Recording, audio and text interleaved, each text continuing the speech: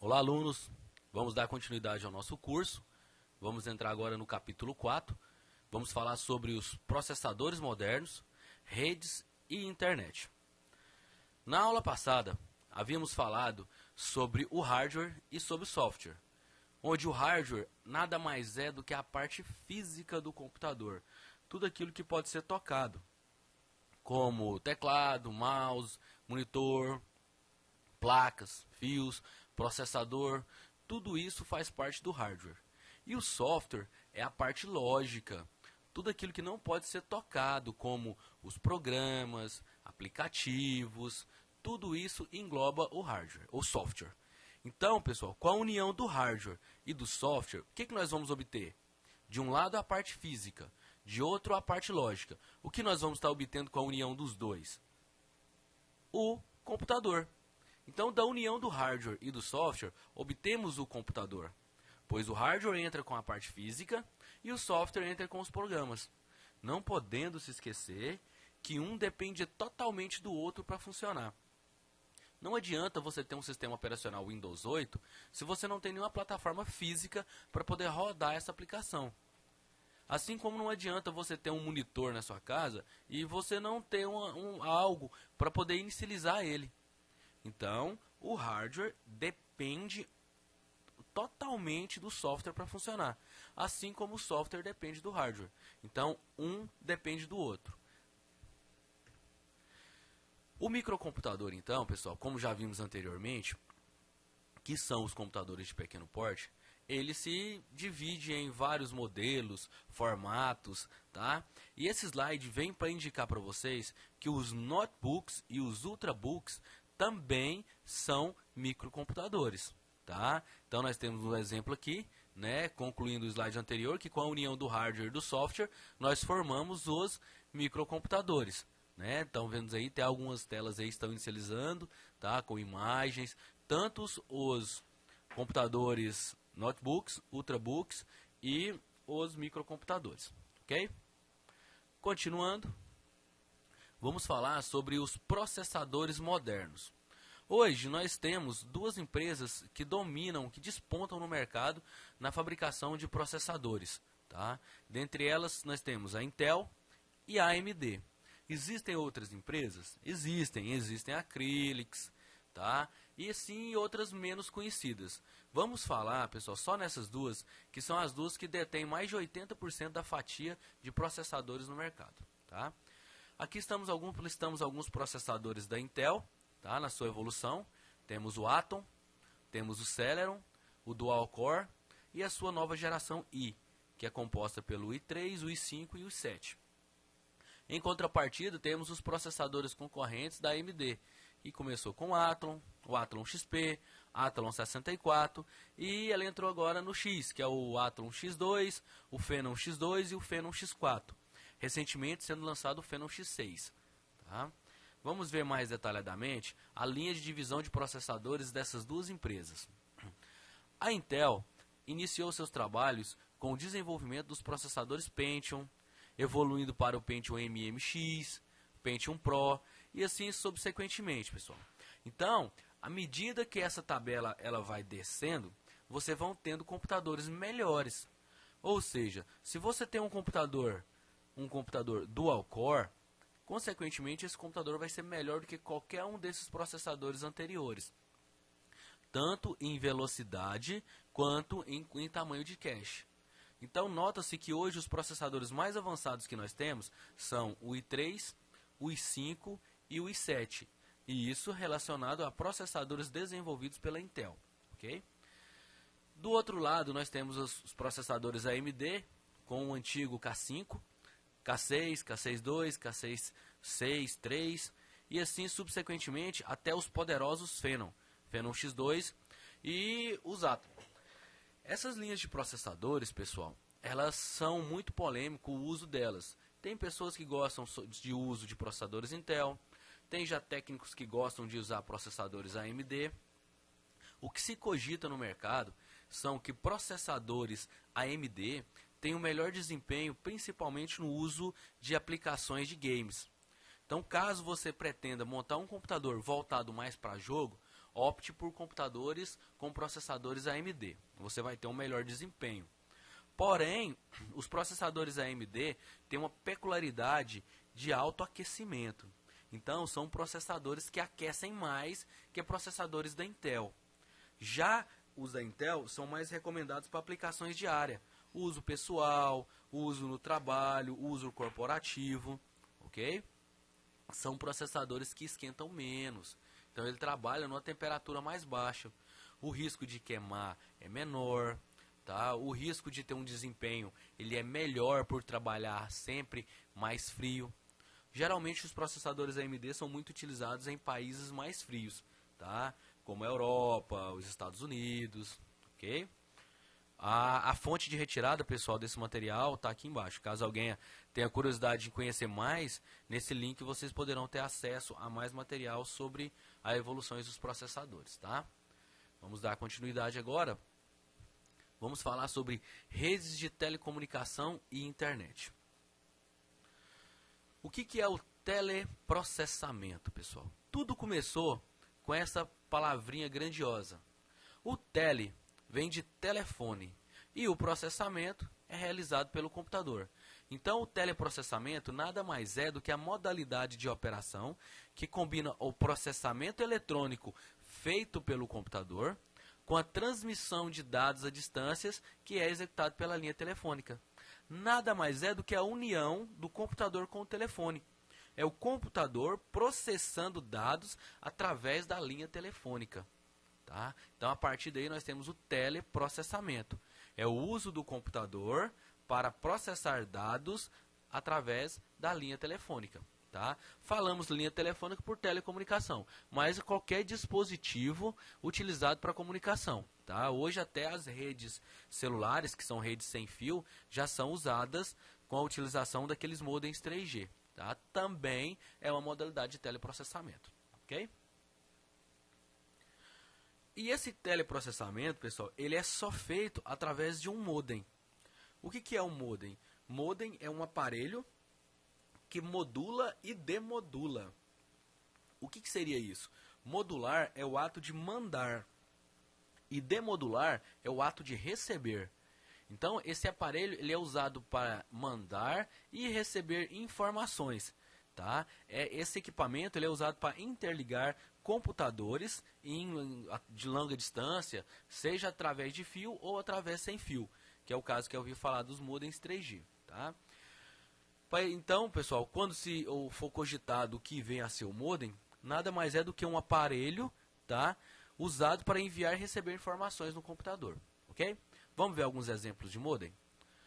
Esses são os primeiros modems, né? Então, na verdade, o que nós temos aqui é uma das categorias dos modems mais antigos. Esse é um modem PCI, é um modem interno, que é ligado no computador para aquelas antigas conexões de escada. A linha telefônica ela já era conectada diretamente nele. Tá? Então, era uma conexão lenta, tá? Mas era um meio, pessoal, que funcionava e funciona até hoje. Caso alguém tenha interesse em utilizar, esse é um modem de 56 kbps, ele conecta a uma velocidade de 56 kilobits por segundo, tá? E é a versão mais moderna que tem desse aparelho. Das suas versões mais antigas, existiam versões que conectavam até 9.600 kilobits por segundo. Então, esse é a última versão desse aparelho. Hoje, ele é muito utilizado no mercado para transmissões de dados por cartões de crédito. Então, aquelas maquininhas de PIN-pad, pessoal, elas são interligadas nessa plaquinha para fazer pagamentos por meio de cartão de crédito. Ok? Esse segundo modem, esse pretinho à direita aqui, é o meio mais usado hoje para conexão através da linha telefônica. Tá? Então, quando você chega em alguma loja de informática e fala que você quer um modem, o vendedor já vai de cara te oferecer esse equipamento. Tá? Então, nesse equipamento você conecta o modem, tá? Ele tem a função de roteador. Então, ele é um roteador, ele é um modem e roteador. Por que a gente fala modem e roteador?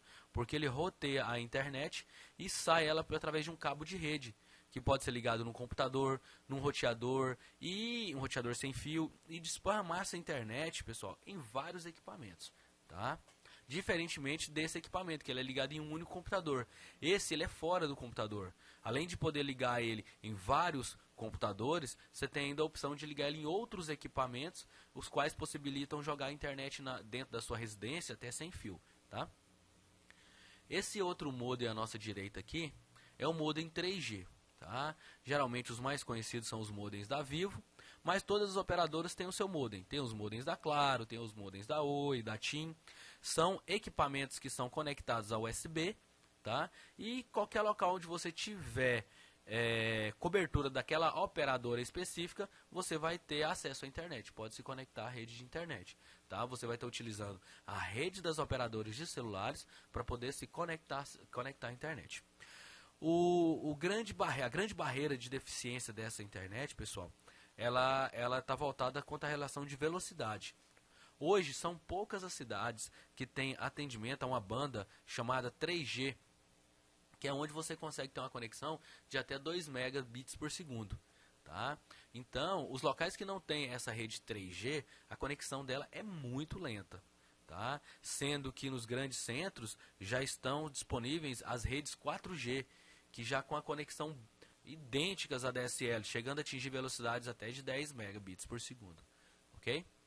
Esse aparelho aqui embaixo, pessoal, ele tem a mesma função que o modem. Ele é um modem, mas com um roteador wireless. O que seria isso? Além dele ter a função de conectar, de pegar o dado da linha telefônica e transformar essa internet para um computador com fio, ela ainda tem a função sem fio. Então, com esse aparelho, você pode conectar dispositivos com fio e ainda você pode conectar dispositivos sem fio, num raio de até 100 metros, e isso sem barreira. Dependendo das barreiras, pode diminuir, chegando aí a 10 metros, 20 metros, 30 metros, dependendo da consistência dessas barreiras. Tá? Nesse outro exemplo aqui, pessoal, ele não é bem considerado um modem. Tá? Eu só quis colocar ele para vocês, que ele hoje é um meio muito usado para conexões de internet. Devido à escassez de banda larga que nós temos no nosso país, foi uma maneira que desenvolveu para poder dividir essa internet e enviar ela em alguns locais mais remotos, que nós chamamos muito de internet via rádio. Tá? Esse sinal é enviado por torres, que são implantadas em cidades. Essas torres, elas geralmente são particular, não é nenhum órgão do governo, muitas vezes até por pessoas físicas, aonde elas têm uma antena de 10 a 20 dBi, e essa antena aqui, que é uma antena cliente, ela consegue captar esse sinal, tá? Esse sinal desce por esse fio e é conectado nesse aparelhinho que é bem parecido com o modem 3G. E esse aparelhinho consegue liberar o sinal de internet para você. Dependendo, pessoal, da amplitude dessa antena, você consegue se conectar a uma torre de até 20 a 25 quilômetros de distância de você. A deficiência nessa conexão é que essa antena ela precisa ter visada. O que seria isso? A ponta dessa antena tem que visualizar a torre do seu fornecedor. É um problema que nós temos, pessoal, nas nossas cidades, que prédios, árvores, tá? Então isso tudo pode atrapalhar o envio do sinal, tá, ok?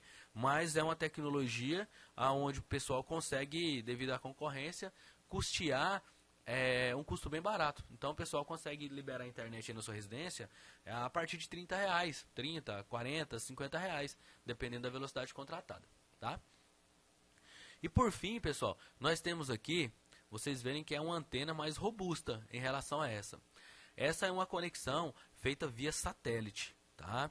A internet ela é liberada para vocês diretamente de um satélite. O conhecimento da empresa que eu tenho que desenvolve esse tipo de serviço chama Star One. Essa empresa Star One, ela fornece essa antena juntamente com esse aparelho, tá?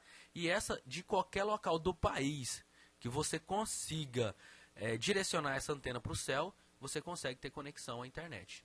Tá? Seja no meio da Amazonas, seja num local a 200, 300 quilômetros de cidade, se você tem visão para o céu, você consegue conectar à internet.